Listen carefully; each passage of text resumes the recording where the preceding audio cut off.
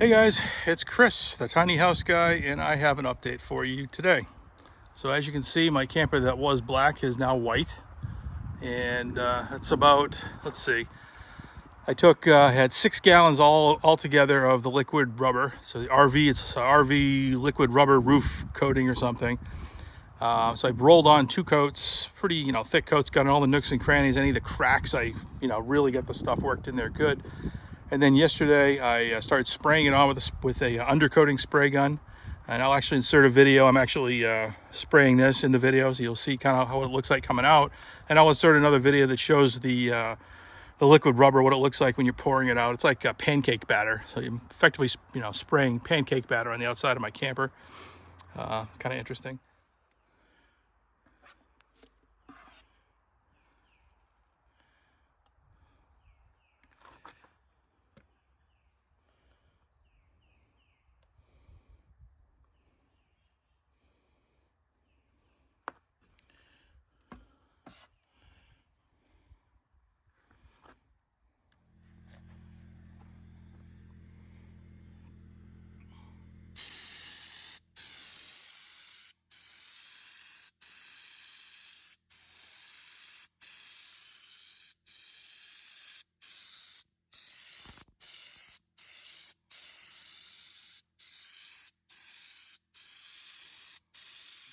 Let's take a look at the texture. You might want to see that. Maybe I'll zoom in just a little. So there's the texture. I'm pretty happy with the way that is. And then, like I say, there's still, I still have about 2 gallons left that I'm going to put on, but I can't do it today. I started this morning. I got up at like 7:30 and it was 45 degrees out. And I put a coating on the roof and these side things, and I did all these seams all the way around. Nice good coating. Then when I got back from breakfast about an hour later, they were still wet. So today's so cold and there's no sun that I was concerned that it wasn't going to dry by the end of today. And unfortunately, tomorrow is going to rain like cats and dogs here. And I really got to put a tarp on this. And I want the stuff to be dry so I can put the tarp on it without, basically damaging it. So, because it's still a little soft. It takes a day or two to harden fully. So anyway, so that's what that looks like. I'll look inside here. So I've got this all kind of taped off. I'm sure that when I rip that masking out, I'm going to find a big blob of white shit on the wall somewhere, but this is what it is. So that's the shower stall. Looks pretty nice, I think.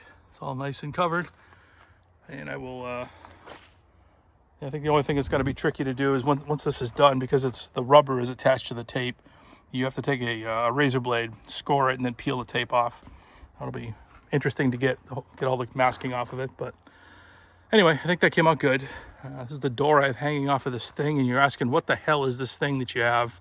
This is where the camper used to be stored. What this is, unfortunately, because this weighs 750 pounds, I can't pick it up with my tractor anymore. So I need some way to lift it, and most people would buy, a set of camper jacks, which are just ungodly expensive. I don't know why camper jacks are that expensive for what they are, like $1,000. So since I have a sawmill here and a limited amount of wood, I decided that I was going to make my own camper lift out of wood. So the idea is that you will back the truck in this way, and it's definitely wide enough for the truck to go in there. And then there's actually 4 straps.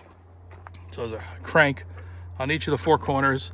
Those will attach to a lift bar that's going to go under here, and you basically lift it up by here, and you lift it up basically 55 inches in the air, 54 inches depending upon the terrain, and you lift that up and back the truck under there, and then lower it down and drive off, unhook everything, drive off. So that is a camper lifter made out of free lumber that I cut on my sawmill.